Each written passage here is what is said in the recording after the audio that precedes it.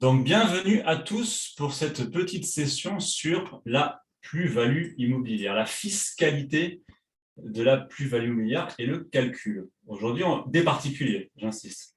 On va voir pas mal de choses aujourd'hui sur cette notion. Ça a été demandé par quelques agents, d'ailleurs. Donc, du coup, si ça a été demandé, il est normal qu'on puisse y répondre. Donc, c'est l'objet aujourd'hui. Donc, qu'est-ce qu'on va voir aujourd'hui? Je vous ai fait un petit sommaire. Donc, on va d'abord faire un très bref rappel sur la définition. Quels sont les impôts que l'on paye? Parce qu'il y en a plusieurs en réalité, quand le vendeur paye une taxe. En réalité, il y a plusieurs impôts. Quels sont les biens assujettis? Les biens exonérés? Le calcul? Et enfin, comment se fait la déclaration? Parce qu'il y a deux déclarations, enfin, il y a deux, on va dire, personnes qui font une déclaration. Il y a le notaire et il y a le vendeur. Alors, on va voir pas mal de choses quand même. Vous allez si vous ne le savez pas déjà, bien sûr, euh, voir pas mal de notions, mais on ne va pas rentrer dans les détails. Je vais vous mettre, parce que sinon ça ne sert à rien, ce n'est vraiment pas l'objet aujourd'hui de coaching. L'objet du coaching, c'est vraiment de savoir vraiment de quoi vous parlez en termes de plus-value immobilière et de pouvoir conseiller les vendeurs à savoir si aujourd'hui je vends un bien, c'est ma résidence secondaire, ou je me suis séparé, je ne vis plus, est-ce que je vais payer une plus-value immobilière, une taxe? Voilà. C'est plus l'idée aujourd'hui. On va quand même aller assez loin. Donc, vous allez, je pense, avec ce coaching, en savoir beaucoup plus que pas mal d'agents sur le secteur, pas mal de confrères. On pourrait même se dire qu'à la fin de ce coaching, vous sauriez calculer à la main une taxe sur la plus-value immobilière. Encore une fois, vous ne le ferez pas parce que ça ne sert à rien, mais c'est bien de le savoir quand même. Parce que, toujours pareil, dans une qualité de conseil, dans une qualité de relation et de professionnalisme, je suis de ceux qui pensent que celui qui détient le savoir, détient le pouvoir, entre guillemets, et l'éducation. Donc, plus vous en saurez, et plus vous inspirez confiance auprès de vos vendeurs. Et un jour, si, bon, ça devrait normalement jamais arriver, mais sait-on jamais. Euh, si un jour vous avez envie de donner une petite estimation aux vendeurs, il y a des logiciels qui font ça très bien, donc vous gagnerez beaucoup de temps. Mais savoir comment ça se passe en termes d'étapes de calcul, c'est toujours intéressant, ne serait-ce que pour la culture générale. Bon, petite définition très rapide, hein, je ne vais pas vous faire l'affront de vous demander ce que c'est qu'une plus-value immobilière. Vous savez très bien qu'il s'agit du gain réalisé lors de la revente d'un bien, à sachant qu'elle est soumise à deux impôts, principalement, l'impôt sur le revenu et les prélèvements sociaux. C'est ce qu'on va voir tout à l'heure. Et dans certaines conditions, eh bien, le vendeur profitera d'exonération totale ou partielle, évidemment, si le résultat est négatif, eh bien, c'est ce qu'on appelle une moins-value. Et évidemment, il n'y aura aucune fiscalité sur la moins-value. Ça paraît évident. Donc, vous achetez un bien à 100 000, vous le rendez 120, la plus-value, c'est 120. C'est 20. Mais ce n'est pas si simple, parce qu'il va falloir, par l'intermédiaire de calculs et d'étapes, déterminer, on va le voir, la plus-value brute, la plus-value nette, la plus-value, pour le coup, et après les taxes qui seront calculées sur la plus-value nette. Alors justement, puisqu'on me parlait d'impôts, quels sont les impôts qui sont prévus dans la taxe pour les particuliers? Il y en a deux. On pourrait même dire qu'il y en a trois, mais il y en a surtout deux. Il y a l'impôt sur le revenu, qui est prélevé à 19% en réalité, sur le montant final, sur la plus-value nette. Et il y a les prélèvements sociaux qui sont à 17,2%. Et enfin, pour les plus-values supérieures à 50 000 euros, depuis 2013, une surtaxe, alors là c'est pareil, il y a un tableau, je vous mettrai les sources dans le chat si ça vous intéresse, mais à partir de 50 000 euros, une surtaxe de 2 à 6% s'ajoute sur les plus-values immobilières quand elles sont supérieures à 50 000 euros. Voilà. En revanche, ça ne s'applique pas sur les terrains à bâtir. Voilà. Ou les ventes exonérées, bien sûr. C'est que sur l'immobilier. Il n'y a rien qui s'applique sur les terrains à bâtir? Si, mais pas la plus-value normale, mais on va dire la taxation de l'impôt et des prélèvements sociaux, mais pas de surtaxe. Si vous faites Ah, d'accord. si vous faites une plus-value au-dessus de 50 000 euros. D'accord. Voilà. Selon vous, quels sont les biens qui sont soumis de manière générale à la plus-value? Quels sont les biens immobiliers qui sont soumis? Parce qu'en fait, le régime général, le code général des impôts, il prévoit que certains biens sont soumis à la taxation. Et en réalité, les exonérations constituent plutôt les exceptions, on va dire. Alors, quels sont les biens, à votre avis, les biens qui sont soumis à une taxation sur la plus-value immobilière si vous le vendez? Résidence secondaire et les biens locatifs, Ouais. avec un rendement locatif. Oui, tous, sauf l'habitation principale. Voilà, c'est ça. Alors, de manière plus générale, alors, là, effectivement, vous avez dit les biens secondaires, les biens locatifs, mais en réalité, il y a une taxe qui s'applique, effectivement, parce qu'ils ne sont pas exonérés, en réalité. C'est la résidence principale, effectivement, qui est exonérée. Donc, tous les biens immobiliers, en réalité, sont soumis à la taxation de la plus-value immobilière. Appartements, maisons, terrains, forêts, tous les biens immobiliers. Les ventes des droits attachés à des biens immobiliers, donc parce qu'on peut vendre des servitudes, des usufruits, une propriété, donc ils sont aussi soumis à la plus-value. Bon, c'est beaucoup plus rare, mais ça peut. Vente de biens ou de droits par l'intermédiaire d'une société civile à l'IR, attention, parce que si vous avez une SCI à l'IS, c'est soumis, c'est plus complexe, c'est l'impôt sur les sociétés, donc c'est la taxation des plus-values professionnelles qui s'implique, ça ne rentre pas dans le cadre du coaching aujourd'hui. Par contre, si vous vendez des parts de SCI ou soumises à l'IR, c'est comme pour les particuliers, les parts seront soumises à la taxation. D'accord. Les FPI, c'est pareil, hein, les fonds de placement, les investissements, les échanges de biens, partage, apport à nos sociétés. Tout ça, c'est taxé. Donc, en fait, l'intégralité quasiment des biens l'intégralité en fait des biens ou des droits qui y sont rattachés sont soumis à la taxation, sont soumis à l'impôt sur la plus-value. Mais effectivement, comme vous l'avez très bien dit, il y a des régimes d'exception. Et vous en avez cité certains. Le plus connu étant bien sûr la résidence principale et ses dépendances, tout ce qui est rattaché en fait à la résidence principale. Cave, garage, placement, stationnement, cours, etc. Donc, l'intégralité des biens, quand ils constituent la résidence principale, sont exonérés.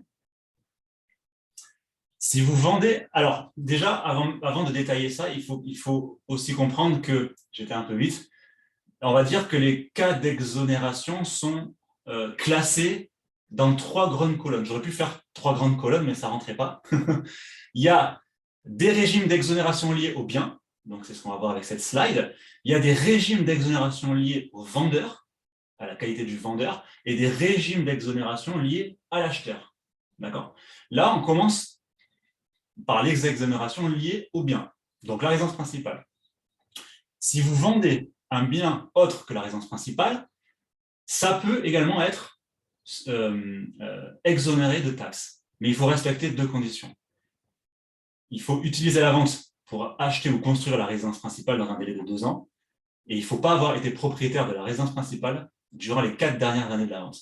Et là, effectivement, si vous vendez un bien qui est assujetti à la taxe, qui est soumis à la taxe, vous allez être exonéré.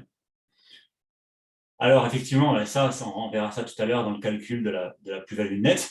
Vous savez certainement que quand il y a des biens qui sont détenus depuis au moins 22 ans sont plus taxés sur la partie impôts et 30 ans sur la partie prélèvements sociaux. Donc ça, c'est...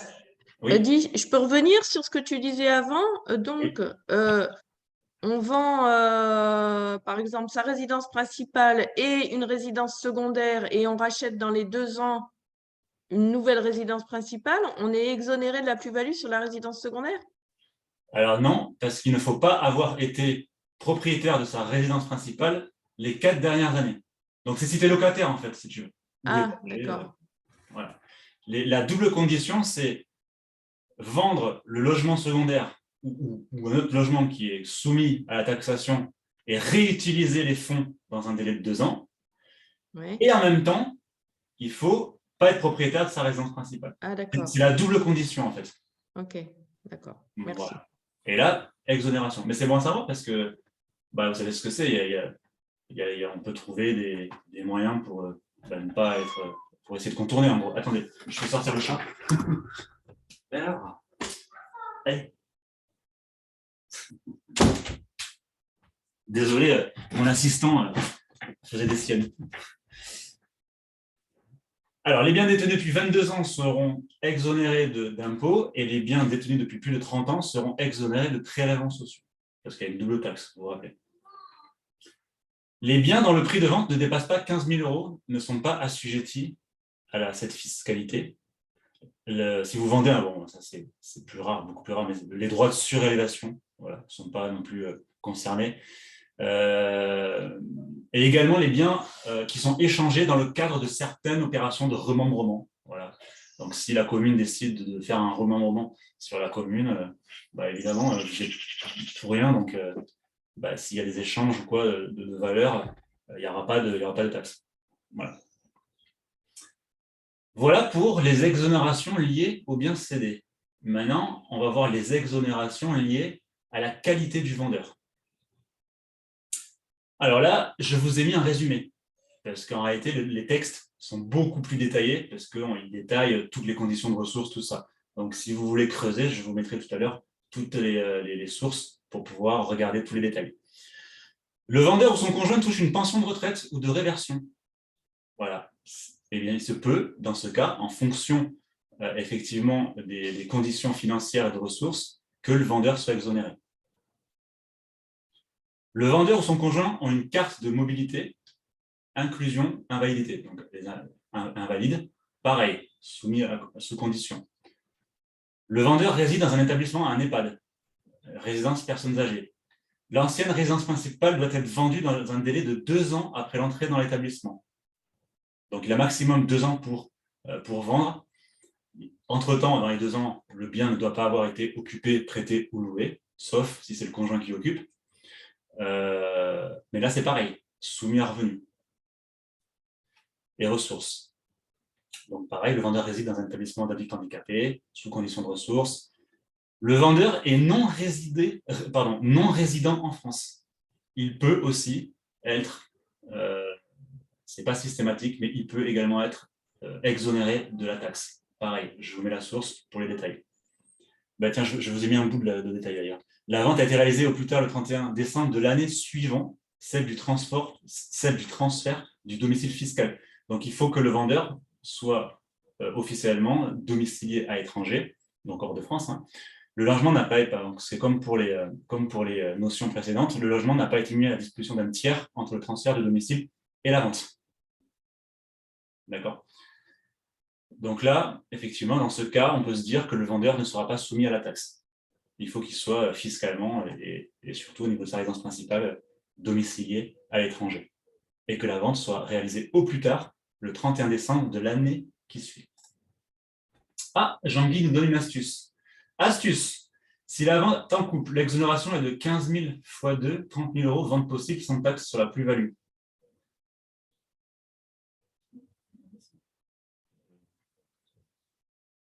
Il faudrait que tu détailles un petit peu plus, s'il te plaît.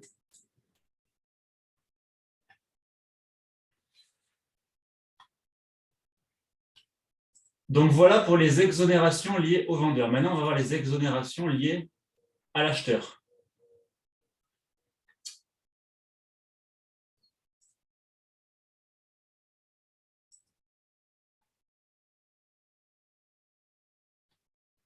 Pourquoi quand je clique, ça ne marche pas? Ah, voilà. Donc, il existe aussi des régimes d'exonération qui sont liés à l'acheteur. Le bien est vendu directement ou indirectement à un organisme en charge du logement social. Donc, en fait, en réalité, c'est quand l'acheteur, vous allez le voir, en fait, c'est quand vous faites du social, en gros. Le bien est vendu à un opérateur privé qui s'engage à réaliser ou achever des logements sociaux, encore une fois.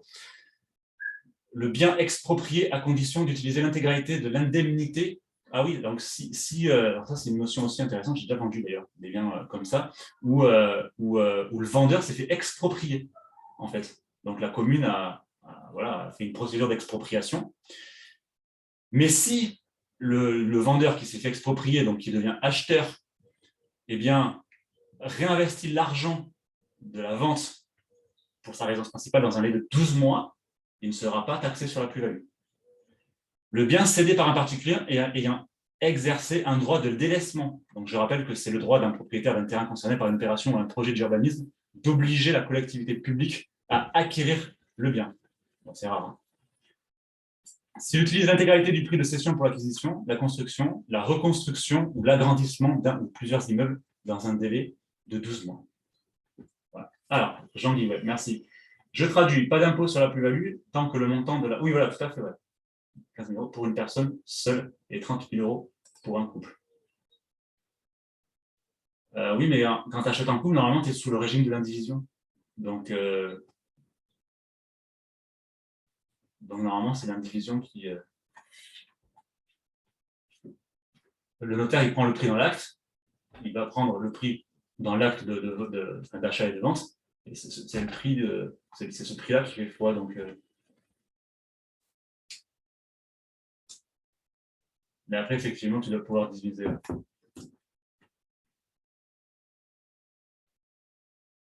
Mais vu que c'est l'indivision, donc le régime, normalement, il s'applique à l'indivision, il me semble. Quid d'un résident français vendant un bien au sein de la CEE? Revente d'un bien détenu au Portugal dans le cadre de l'avantage fiscal résident non habituel. Alors, quid d'un résident français? Donc, il est résident français, vendant un bien au sein de la Communauté européenne, revente d'un bien détenu au Portugal, okay, donc dans l'Union européenne, dans le cadre de l'avantage fiscal résident non habituel. Donc, en fait, tu veux savoir s'il sera soumis à la taxation ou pas. C'est ça, en fait. Oui, tout à fait. Oui. Eh bien, c'est une bonne question. Je vais tout de suite aller sur Légifrance et je vais regarder si je trouve la réponse. Alors, et si je ne trouve pas, je t'enverrai un email. Tac, tac. Donc, au vendeur. Tac, tac, tac.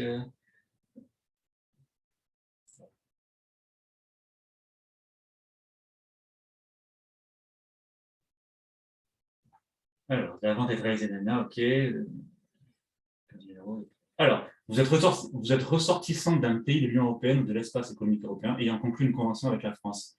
Vous avez été fiscalement domicilié en France de manière continue pendant au moins 2 ans. La vente doit... Oui, a priori, c'est possible. Alors voilà le texte. Si je comprends bien, c'est ça ce que tu me demandes.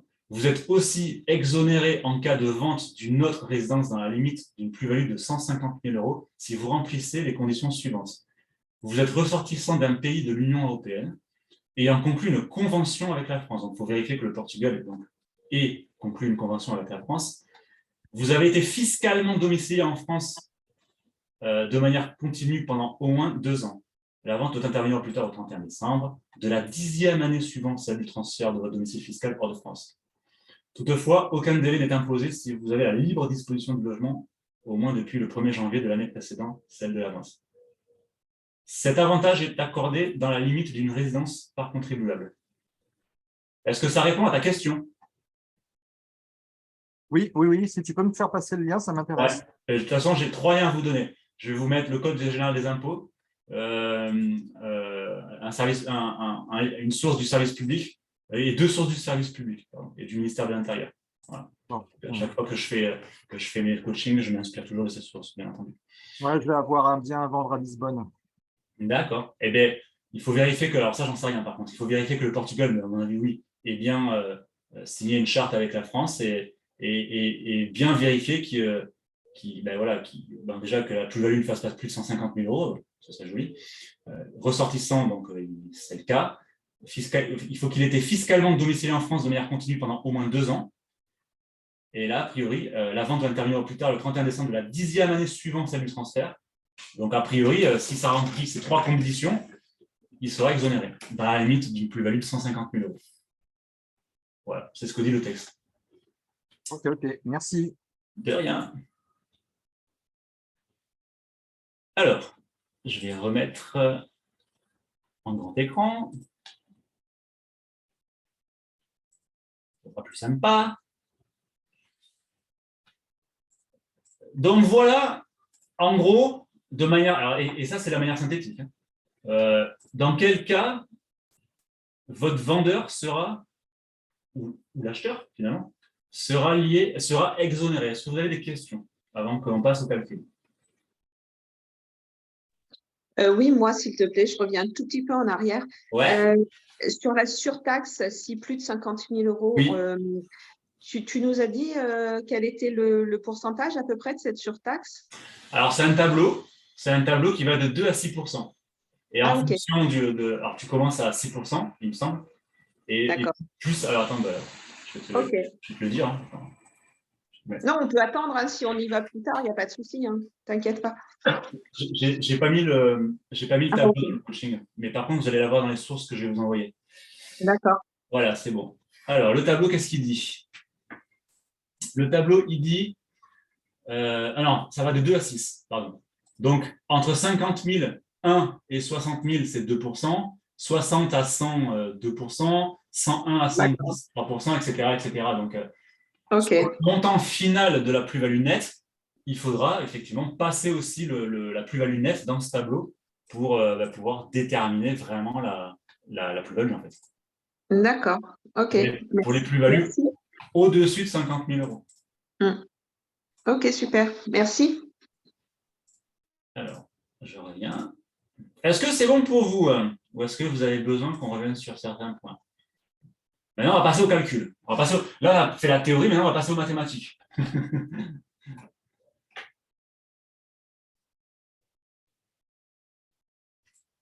Bon, on va pas se mentir, hein. Dans l'immense majorité des cas, vous n'allez pas vraiment être... Alors, vous pouvez y être confronté à pas mal de ces notions, mais beaucoup seront vraiment très ponctuels. Les cas où vraiment vous serez vraiment le plus confronté, ça va être l'investisseur qui revend sa résidence secondaire. Alors, je parle des particuliers, hein. Effectivement, ceux qui font du pro et de l'entreprise, c'est différent. Mais là, aujourd'hui, on s'intéresse aux particuliers, puisque l'immense majorité des mandataires travaille avec des particuliers. Donc, vous allez le plus souvent être confronté à l'investisseur qui revend, quand il ne fait pas une magouille pour revendre en résidence principale. Vous allez être confronté, ça aussi c'est intéressant, je pense que vous y avez tous été confrontés, le couple qui se sépare. Monsieur et madame ne se supportent plus, un des deux s'en va du logement de la famille, ça fait 1 an que monsieur ou madame ne vit plus dans la résidence principale, est-ce que monsieur ou madame sera confronté à la taxe? Intéressant ça, parce que ça par contre, ça arrive souvent. Selon vous? Et en même temps, je vais aller chercher la source, ça vous fera une 4e source. Oui, oui, oui, oui. Dès lors que celui qui est parti a pris un logement locatif ou acheté autre chose, un autre bien, auquel cas, donc, il y a bien une plus-value. Donc, selon toi, dès qu'il part du logement de la famille, il y est soumis. Dès qu'il prend un logement en location à son nom, ou dès lors qu'il achète un autre bien, il est soumis, en fonction de la part de la résidence principale, à l'imposition sur la plus-value. Et je ne comprends pas, puisque c'est la résidence principale. Pourquoi je croyais que les résidences principales, elles étaient exonérées Parce que pour c'est la plus sa plus-value. résidence principale à partir du moment où il a quitté sa résidence maritale. Ah ouais, d'accord. J'ai eu le cas avec un client, effectivement, qui avait pris un logement locatif à son nom. Et quand la résidence a été vendue, il s'est fait rattraper par les impôts, il a payé une plus-value sur sa part. D'accord. C'est pas parce que il avait quitté cette résidence depuis plus d'1 an ou 2, il n'y a pas un délai? Ah, tout ce que vous dites est vrai en fait. Mais je cherche le texte, là, c'est sur le BOFIP. Alors, c'est pas dans le Code général des impôts, c'est dans le BOFIP, là, que j'avais trouvé la source. Alors, plus-value immobilière, couple qui se sépare. Bon, c'est pas grave, je le trouverai plus tard. En tout cas, en fait, il y a une tolérance. Il y a une tolérance fiscale à ce niveau-là. Elle est d'1 an, en réalité. Mais il y a plusieurs conditions à respecter. Dans le BOFIP, je vais retrouver le texte, ils disent que le couple qui part de la résidence principale, en fait, peut profiter entre guillemets, d'un traitement de faveur. Si le premier conjoint, enfin l'autre conjoint déjà reste dans le logement, parce que ça reste quelque part encore finalement le logement de la famille, de la résidence principale, donc il faut déjà dans un premier temps que le conjoint reste dans le logement. Il y a une tolérance qui va jusqu'à 1 an. Voilà. Maintenant, s'il achète un bien, normalement avant, bon, c'est hyper rare parce que s'il n'a pas vendu, mais pourquoi pas. S'il achète une autre résidence principale, là, il faudra vraiment demander conseil au notaire. J'ai rien trouvé sur ça. Ça peut. Mais le problème, c'est ça, c'est que il n'y a pas de loi sur ça. C'est vraiment des recommandations et comment, s'il y avait un contrôle, ça se passerait.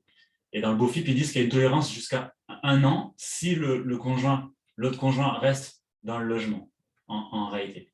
Donc, en gros, de manière très générale, le conjoint ne sera pas taxé s'il revend dans un délai d'1 an, en moyenne.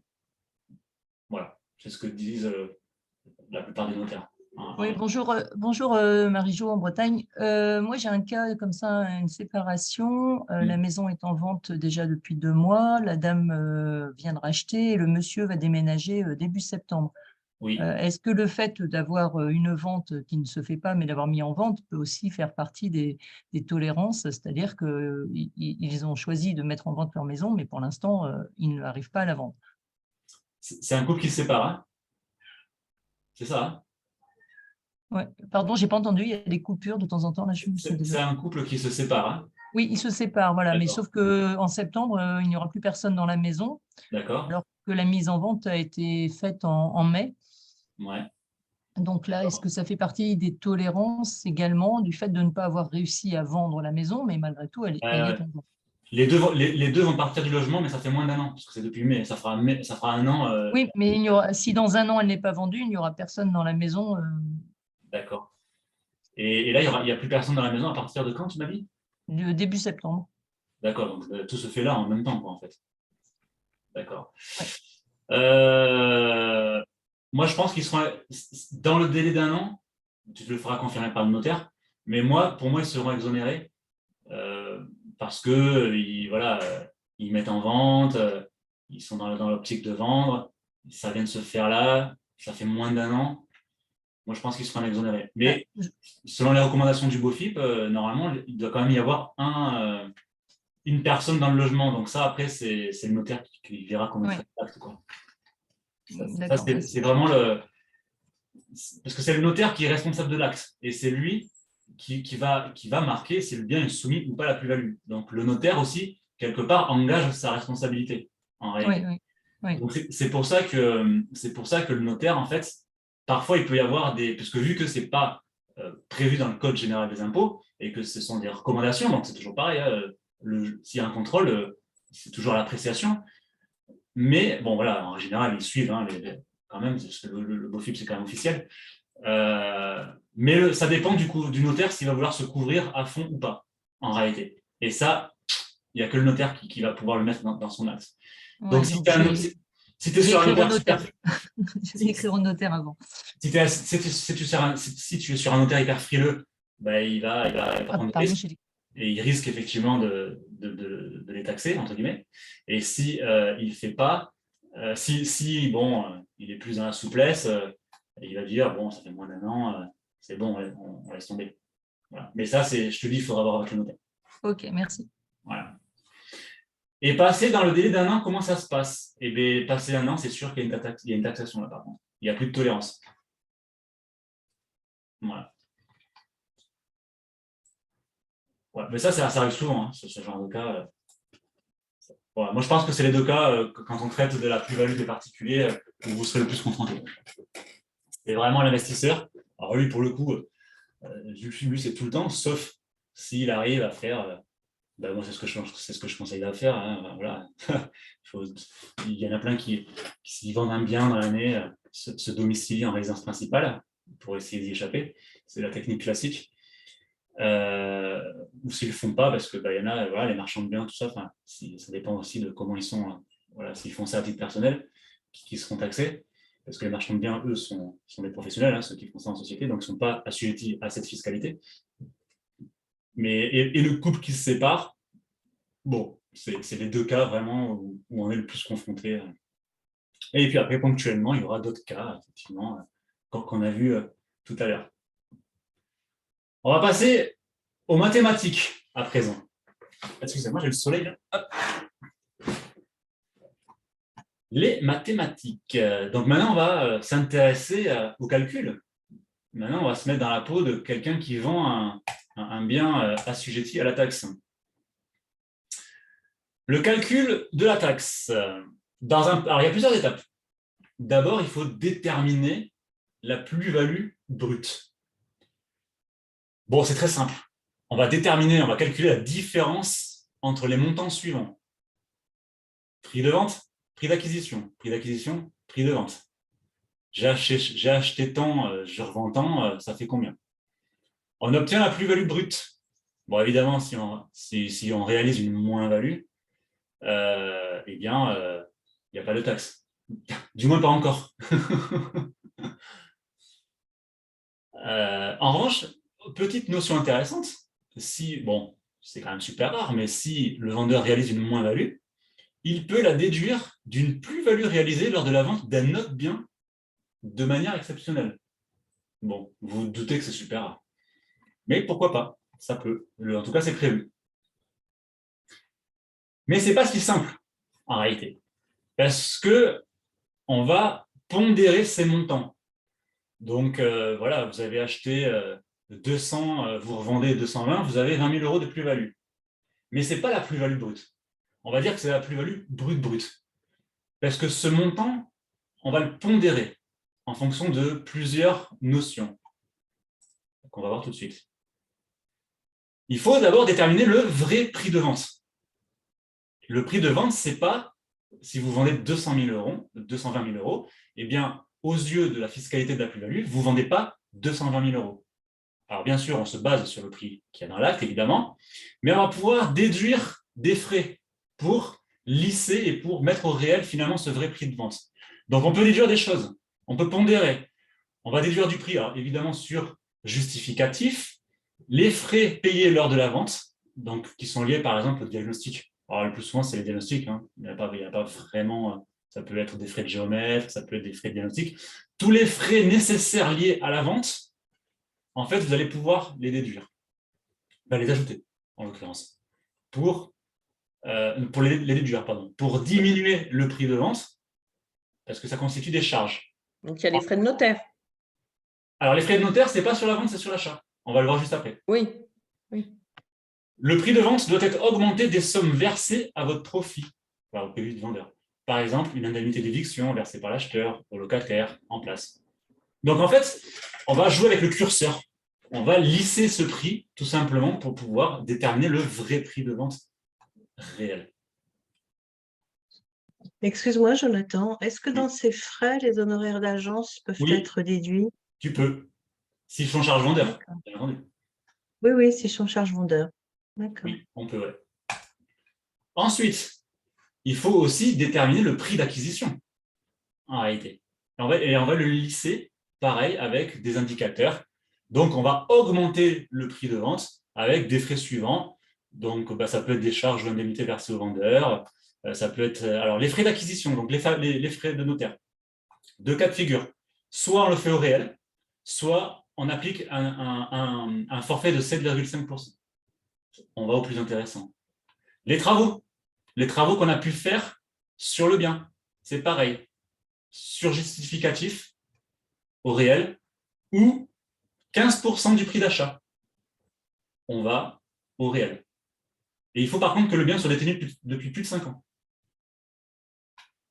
Les frais de voirie, réseau de distribution, frais d'aménagement, lotissement, etc.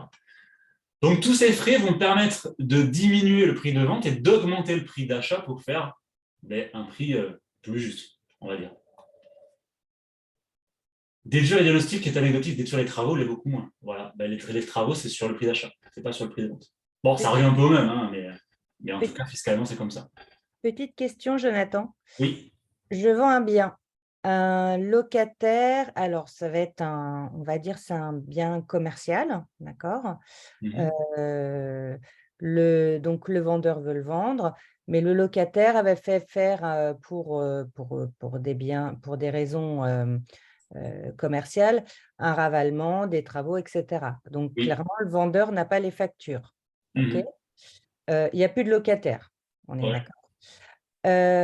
Est-ce que le vendeur a le droit de prendre le forfait des 15% de travaux, puisque le bien a été rénové et ravalé, et que ce n'est pas le vendeur qui les a payés, mais l'ancien locataire?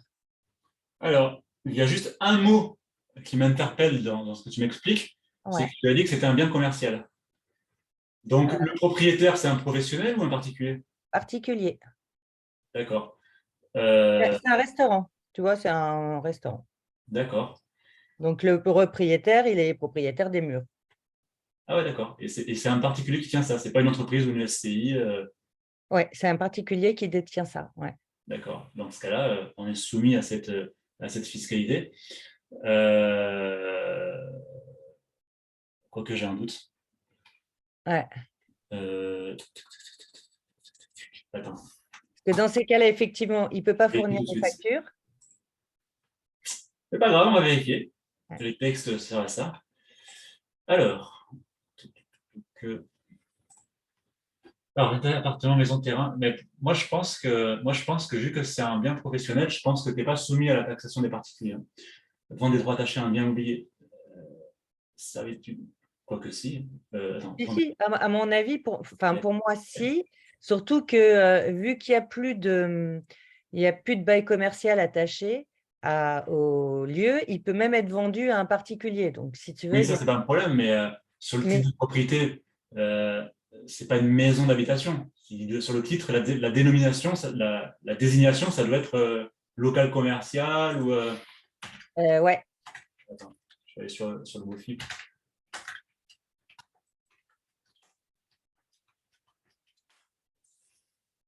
Alors, tac, tac, tac.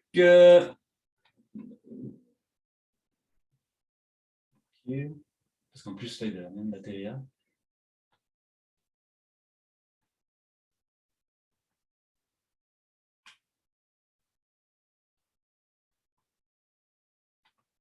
Ah.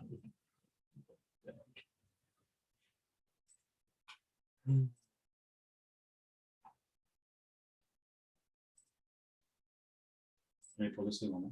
Vous vous doutez que sur ces textes, c'est indigeste en plus. Non, mais sinon, je regarderai. Hein.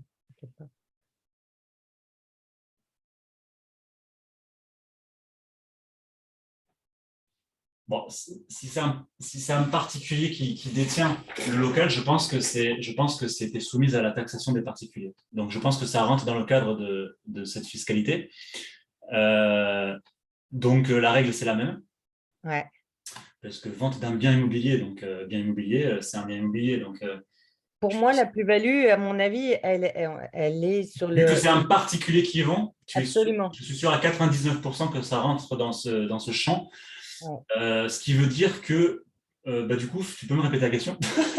Moi, c'est concernant les travaux. Comme c'est Ouais. pas lui, comme c'est pas le vendeur qui a fait les travaux, est-ce que mais il y a eu des travaux importants de fait, est-ce qu'il va pouvoir faire les 15% puisqu'il ne pourra pas présenter les factures? Oui. Voilà. Tout à fait. En fait, c'est d'office. Mais il faut que le bien soit détenu depuis plus de 5 ans. Oui, d'accord. Et c'est soit tu prends au réel, donc au plus intéressant, ou soit tu prends 15% du prix d'achat. Mais le réel, c'est si tu peux justifier des factures. Exactement. Donc là, c'est pas possible. Donc là, c'est pas possible. Donc, tu peux prendre un forfait. 15%. Des 15%. Si le bien est détenu depuis plus de 5 ans. D'accord, ok. Si c'est le cas, effectivement, ça c'est le. Alors toi, c'est bien de le savoir pour le conseil, mais c'est le notaire qui l'appliquera. Bien sûr, non, mais c'est comme tu dis, à titre de conseil. De dire, renseignez-vous, a priori, vous avez peut-être le droit à ça. Voilà. Ah oui, mais là, c'est même sûr. Et s'il est soumis à la taxation des particuliers, ce que je pense. Ouais. Si le propriétaire locatif a eu des frais de justice pour réinstaller, ok, plus de 2 ans de procédure. Normalement, oui. Normalement, oui. Si les justificatifs, tu les envoies au notaire et le notaire les déduira. Si D'accord. le bien en vente a été construit il y a 30 ans par les vendeurs et non acheté, déjà fait, le prix, je dois prendre en compte. Alors, s'il y a plus de 30 ans, déjà, il n'y a plus aucune fiscalité. On va le voir là. Ouais, d'accord. Parce qu'en fait, on est exonéré d'impôts à partir de 22, Ouais. enfin, de 22 ans de détention, et sur les prélèvements sociaux, c'est à partir de 30 ans. Donc déjà, 30 ans, plus de plus-value. Ouais. Et Pour les si... frais Ouais. Non, pour les frais de justice, tu as répondu, c'est ça? Oui, les frais de justice, tu peux normalement. Tu t'envoies les factures au notaire et il déduira du prix de vente. D'accord. Ok. En fait, c'est tous les frais nécessaires pour la mise en vente. Et là, vu qu'il s'agit de l'éviction d'un locataire, Ouais. et s'il met en vente juste derrière, bah là, c'est clairement justifiable. Ok. Donc pour moi, oui. Et puis, je n'ai pas vu dans le texte des choses où c'était marqué qu'on ne pouvait pas faire. Et si ce n'est pas marqué, il n'y a rien qui dit qu'on ne peut pas le faire. Ok, super.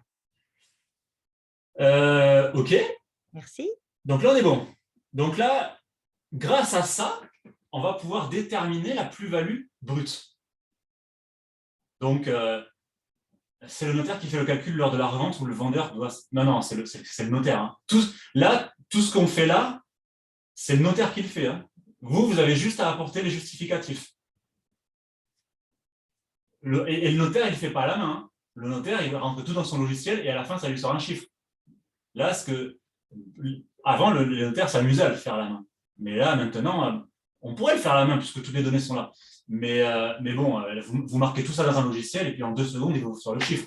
Là, ce qu'on fait là, c'est vraiment pour votre culture générale et votre professionnalisme auprès de vos mandants.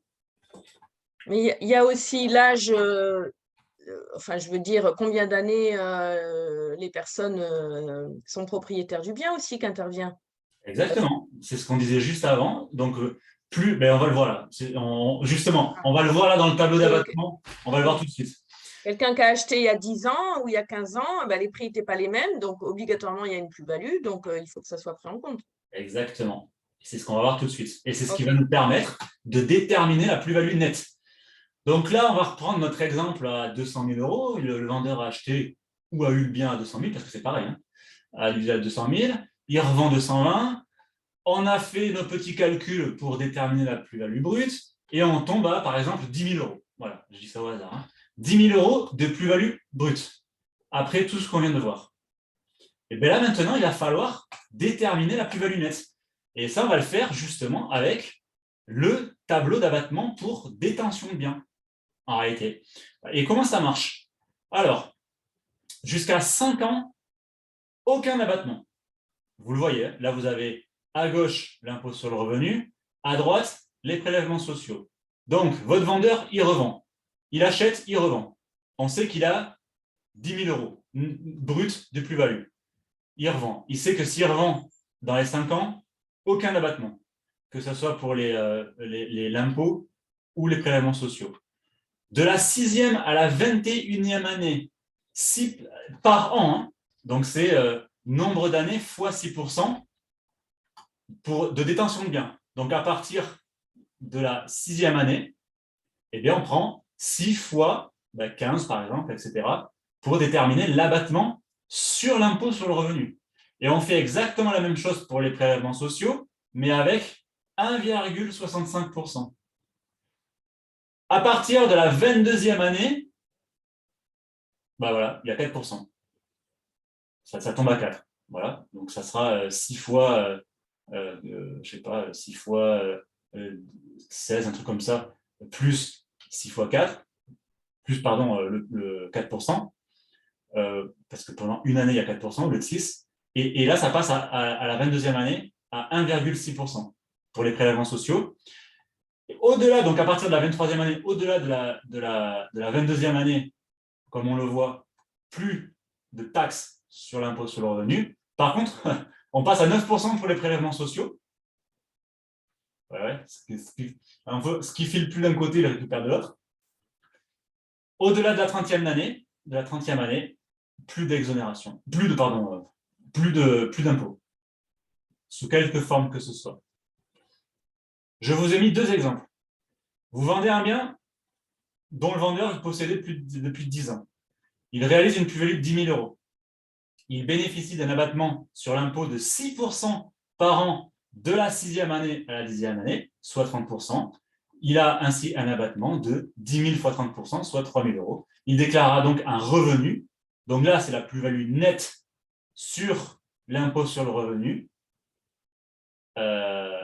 On prendra la base de 7 000 € pour appliquer les 19% de taxation. Il profite également d'un abattement sur les prélèvements sociaux de 1,65% par an, etc. Donc, soit 8,25%. Donc, 10 000 fois 8%, soit 825 €. Donc, il devra payer des prélèvements sociaux sur la base de 9 175 € parce qu'on a déduit les 5 années de 6% et des 1,5%. Donc, ça va vous donner deux chiffres après pour calculer votre fiscalité. Donc, les 19% d'impôts seront calculés sur 7 000 €. Les prélèvements sociaux seront calculés sur 9 175 €. Ça vous donne les deux chiffres. À la fin, ça vous donne deux chiffres toujours. Vous les additionnez et ça vous donnera la plus-value finale que le vendeur payera. Je vous donne un deuxième exemple. Vous vendez un bien que le vendeur possède depuis 25 ans. Il réalise toujours pareil une plus-value de 10 000 €. Donc là, 25 ans, donc on est au-delà de la 22e année, aucune fiscalité sur l'impôt sur le revenu. En revanche, il est toujours soumis à la fiscalité des prélèvements sociaux. Donc là, pour le coup, on calcule que les prélèvements sociaux. Donc, 1,65% par an de la 6e année à la 21e année, soit 26,4% d'abattement. 1,6% pour la 22e année. 9% de la 23e à la 25e année, soit 25%. Donc, en tout, ça nous fait, parce que là, vous avez vu, il y a trois chiffres, ça nous fait un abattement total de 55% sur 10 000 €. Donc, il sera taxé sur 5 500 €, tout simplement. Donc, il devra payer le vendeur uniquement là, les 17,2% sur 5 500 €, puisqu'il n'y a pas d'impôt sur le revenu, puisqu'il a été exonéré. Donc ça vous a donné deux chiffres. Dans la majorité des cas, sauf, on regarde le tableau, sauf si on est au-delà de la 22e année ou des 30 ans, ça vous a donné normalement deux chiffres ou un chiffre. Vous vous rappelez que cet exemple étant en résidence principale, on est totalement exonéré. Hein. Donc là, on ne parle que des biens qui sont assujettis. Donc, ces chiffres, après l'abattement pour durée de détention, c'est ce qu'on appelle pour le coup la plus-value nette. Et c'est sur ça, sur ce chiffre, que va être justement taxé le vendeur. Donc 19% pour l'impôt et 17,2% pour les prélèvements sociaux. Donc reprenons un exemple pour une plus-value imposable de 10 000 €. 19%, ça fait 1 900 € de taxes. Et puis, c'est pareil pour 17% si c'était le cas. Ça ferait 1 700 €. Et je vous ai rajouté là la notion de taxe supplémentaire pour les biens imposables de plus de 50 000 €. Donc, j'ai parlé tout à l'heure du tableau. Donc, en fonction de la plus-value au-delà de 50 000 €, le taux variera de 2 à 6%. On avait vu que de 50 à 60, c'était 2, etc., etc., etc. Voilà. Donc là, le notaire remplira ce formulaire là, 2048 IMMSD qui permettra d'établir la surtaxe. Voilà. Et je rappelle que cette surtaxe ne concerne pas les terrains. C'est que l'immobilier dur, on va dire. Ça, c'est pour l'impôt sur le revenu. Pour les prélèvements sociaux, pareil, 10 000 € de plus-value nette, 17% de prélèvements sociaux, 1,20, 1 720 de taxes. À la fin, qu'est-ce qu'on fait? On fait 1 900 d'impôts plus 1 700 de prélèvements sociaux, ce qui nous fait 3 600 de taxes. Donc voilà. En gros, dans l'exemple qu'on a cité, sur une plus-value de 10 000 €, le vendeur il paiera 3 620 €. Voilà. Ça va? Est-ce que vous avez des questions? Bon, les simulateurs, c'est plus simple. Hein.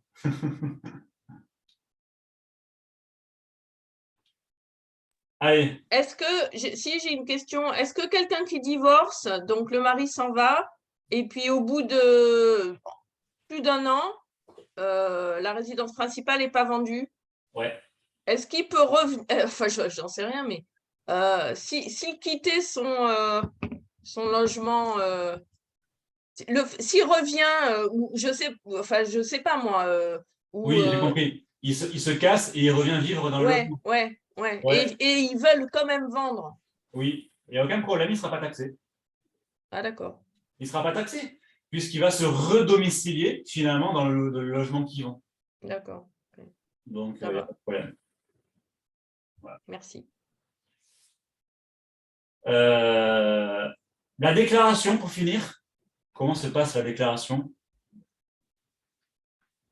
Bah, c'est le notaire qui fait le plus gros. Hein. Donc, il y a le notaire qui effectue des formalités, mais le vendeur aussi. Donc, le notaire, il est chargé de faire les démarches auprès de l'administration fiscale. Bon, c'est lui qui calcule et qui est garant, qui est responsable ce qui renseigne dans son acte, en fait. C'est lui qui établit la déclaration et c'est lui qui paye aussi la plus-value au service de la publicité foncière. Maintenant, le vendeur, il a aussi des démarches à faire. C'est surtout sur sa déclaration d'impôt, en fait. Hein. Il va renseigner le montant de sa déclaration sur sa feuille et, si nécessaire, le cas échéant, il va aussi marquer la plus-value exonérée en cas de première cession d'un logement autre que sa résidence principale. Vous vous rappelez le cas d'exonération si vous êtes propriétaire d'un logement secondaire, par exemple, que vous vendez, mais si vous réutilisez l'argent pour acheter votre résidence principale et que vous n'avez pas été propriétaire dans les 4 ans de votre résidence principale, vous serez exonéré. Bon, là, il y a une case pour ça aussi. Voilà. Et pour le mot de la fin, sachez que la déclaration des revenus par Internet est obligatoire si la résidence principale est équipée d'un accès à Internet. Voilà. Voilà ce qu'on peut dire sur la plus-value des particuliers. Est-ce que vous avez besoin qu'on revienne sur quelque chose? Bon, ça va, c'est pas trop méchant. Donc, finalement, les retraités, ils peuvent vendre leur résidence principale, secondaire, ils ne sont pas soumis à la plus-value, puisqu'ils touchent une pension de retraite. Ça dépend. Là, pour le coup, il faut... alors ça, c'est l'article 150 du Code général des impôts. Et là, ce sont les exonérations liées aux vendeurs. Et une personne âgée qui part en EHPAD, par exemple, soumis, et ça c'est pour ça que je vais vous mettre tout de suite les textes dans le chat. Si, je vais vous mettre tout de suite, mais si il vend sa résidence principale et qu'il part, ou qu'il est déjà en EHPAD et qu'il vend, il a 2 ans pour vendre. Après l'admission dans la résidence, dans l'admission à l'EHPAD, et en même temps, il ne faut pas que le bien ait été occupé, loué ou prêté, sauf par le conjoint. Donc, ce n'est pas systématique. De toute façon, c'est simple. À chaque fois, il y a des cas particuliers. Mais tu dis en première ligne, le vendeur et le conjoint touchent une pension de retraite. Ouais, c'est sous condition. Attends, je vais attraper les conditions. Donc, parce que ça va être, c'est souvent le cas quand même aujourd'hui, des personnes âgées qui touchent une pension de retraite et qui veulent vendre une résidence principale, par exemple, pour se payer justement oui.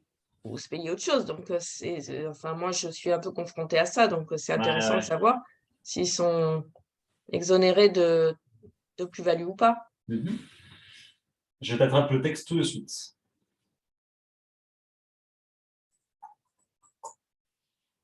Tac. Alors, viens, vendeur. Ah, c'est pas ici, c'est où? Attends, parce que le texte, il faut toujours le trouver.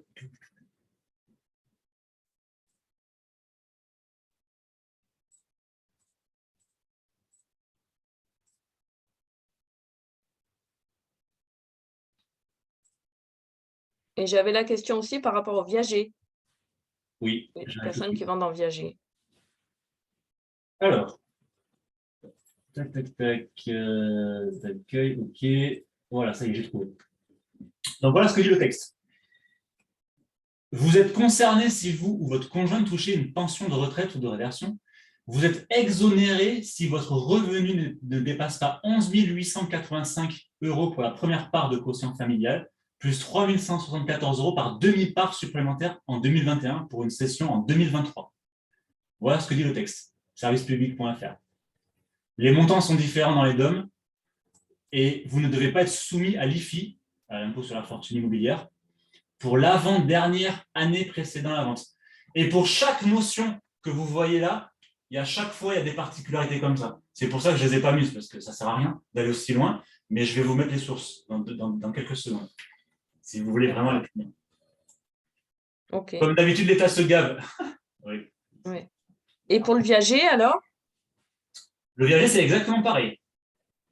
En fait, c'est une vente qui est si le vendeur réalise une plus-value immobilière, il est exactement taxé dans les mêmes conditions puisque c'est de la taxation par les particuliers. Ok. C'est exactement pareil. Et dans le cadre des successions? Pareil également. Oui, mais alors avant la clôture, comment ça se passe avant la clôture de la succession si les héritiers vendent? Est-ce qu'ils payent une plus-value ou Alors, les héritiers, ouais, quand ils vont hériter du bien, ouais, ils ne vont pas être soumis à l'impôt sur la plus-value, ils vont être soumis au droit ouais, de succession. ouais, Et on va leur dire, tu as 6 mois pour vendre, enfin pour payer. ouais, Souvent, ouais. c'est comme ça. Donc, dans un premier temps, déjà, ils vont être taxés sur les droits. Ouais, Ça, c'est la succession. ouais, Après, s'ils vendent, ouais. eh bien, c'est pareil. En fait, ils seront soumis à la plus-value. D'accord. Sauf s'ils vendent au prix qui a été défini lors de la succession sur lequel ils ont payé des droits. C'est-à-dire qu'ils ont un appartement qui vaut 100, qui a été Oui. estimé à 100, d'accord? Oui. Ils payent des droits sur 100, les droits de succession, et ils le vendent 100. Ouais. Donc là, est-ce qu'on considère, est-ce qu'on va reprendre la valeur d'origine et on essaye de calculer une plus-value ou on part de la valeur de la succession qui a été estimée? En fait, le notaire, le notaire, le notaire, il va prendre le prix qu'il y a dans l'acte d'achat du défunt, on va dire. Ouais, Il va prendre l'estimation de la vente. d'accord. Bon, il y aura les droits. C'est pour ça d'ailleurs que… Mais imagine le bien, le défunt, il l'a acheté il y a 50 ans. Donc, on était en francs. Enfin bon, voilà. Donc, aujourd'hui, ça pourrait être genre 7 000 €. Aujourd'hui, il en vaut 100 000. Donc là, tu as 97 000 € de plus-value. D'accord? Ouais. C'est comme ça que ça se passe? Excuse-moi, j'ai compris ta question, mais effectivement, on prend l'acte de succession puisque la taxation, elle s'est faite. J'ai eu plusieurs fois le cas où les successions avaient été très, très mal faites et les gens, au moment de la vente, ils se rendent compte qu'ils ont une plus-value monstrueuse à payer. Et là, j'ai le cas même sur un bien avec 2 maisons plus un terrain. Et du coup, ils ont vendu les terrains 4-5 fois le prix qui pouvait être attendu à l'époque. Et aujourd'hui, ils se retrouvent qu'il y a des sommes monstrueuses puisque la succession a été sous-évaluée et que la somme qui est prise en compte, c'est bien le prix qui est pris dans la succession. Dans la succession, d'accord, on est d'accord. On part au prix pour lequel on a déjà été taxé. Voilà, non, mais on est d'accord. C'est ça, c'est On exactement prend ça. on prend le prix, les prix qui sont estimés, on est bien d'accord. À la succession. Voilà, dans la succession, pas la valeur d'achat des défunts. C'est ça, exactement. Voilà, hein, on est D'ailleurs, d'accord. moi, pour la petite histoire, au décès de mon père, j'ai demandé au notaire de revaloriser la maison de ma mère puisqu'il l'avait totalement sous-estimée. Et je lui ai dit qu'en cas de succession, enfin pour une succession future, on savait très bien que ça n'allait pas être vendu ce prix-là. Il m'a dit, ah oui, effectivement, vu sous cet angle-là, vous avez raison, je vais revaloriser. Ce qui était un peu… Non, mais tout à fait. Moi, c'est ce que je conseille aussi à mes clients, c'est-à-dire de ne pas d'essayer de… Non, mais il y en a plein qui se sont fait avoir comme ça. C'est parce que Dans tous les cas, on se fait avoir d'un côté ou de l'autre. Parce qu'il y en a plein qui se sont amusés à faire baisser pour payer moins de droits. Mais Oui, derrière, ce n'est pas les mêmes taux, hein. C'est pas les mêmes taux du tout. non, ça c'est sûr. Mais l'exonération n'est pas la même non plus, parce que bon, si pour les héritiers directs, c'est 100 000 euros, bon, pour les enfants. Mais effectivement, d'un côté ou de l'autre, c'est un calcul. Hein, il y en a plein. Combien de fois ça nous arrive qui nous demandent oui, de baisser la succession, mais derrière, après, il y a la plus-value. Mais comme disait Jean-Guy tout à l'heure, d'une façon ou d'une autre, l'immobilier, on ne peut pas le transporter. Donc, on sait très bien pourquoi c'est taxé. Hein. Alors, je vous mets toutes les sources. Hop.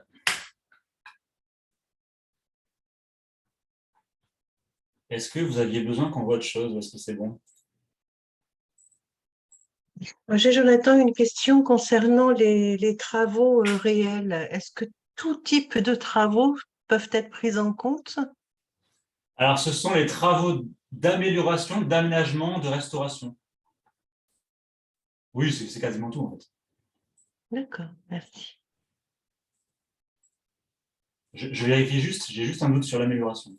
Je vérifie tout de suite. Alors, je vais reprendre la slide. Tac. Alors ça, c'est lié.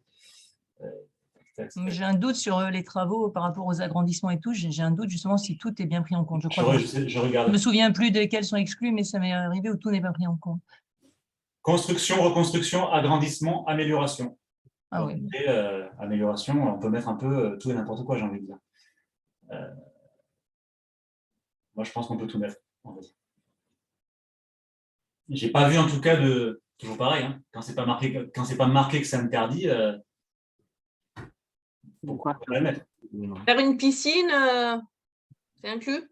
Ben, ça fait partie de l'amélioration. Eh oui, oui. Donc oui. Oui, parce que quelque part, finalement, quand on met une piscine, ça augmente la valeur du bien. Donc quelque part, indirectement, c'est. Oui. Ouais. Bon, ça ne va pas l'augmenter de 150 000 euros, mais quelque part, le fait de mettre une piscine, souvent, ça permet de mieux vendre dans de meilleures conditions. Donc ça augmente le prix du bien. Donc d'un côté, indirectement, ça peut aussi augmenter la taxe sur la plus-value, finalement.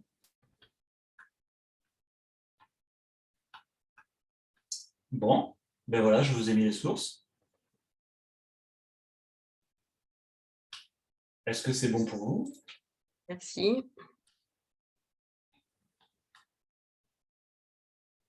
Bon. Juste le temps de les copier. Et bien, il n'y a plus que me rester qu'à vous souhaiter une bonne journée.